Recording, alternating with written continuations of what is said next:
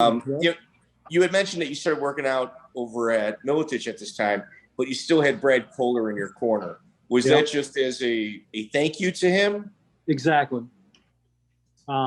He got me started. He got me involved in the sport. He introduced me to Monty.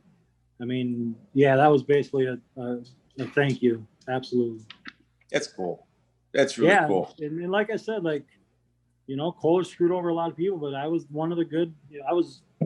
He treated me pretty well.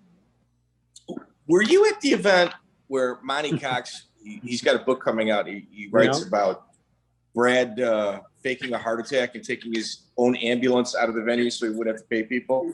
Yeah, Monty and I have talked about that. I think I fought on the card. I'm pretty sure I got paid, and then that's when he faked the heart attack. Because your purse was so much? Yeah. Yeah, Monty and I have talked about that. We couldn't really narrow down the date, but that's kind of like folklore, like a lot of people know about that. It's kind of crazy.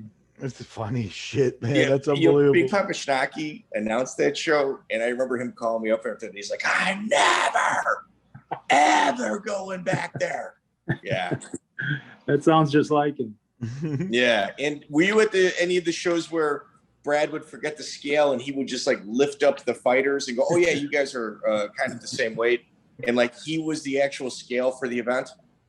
No, nothing like that. But I mean, he pulled so many crazy things that it was just unbelievable. But there's no commission back then. There's no rules. It was like the Wild Wild West. We could do whatever we wanted. I mean, he could have did anything. He was making pretty decent money probably.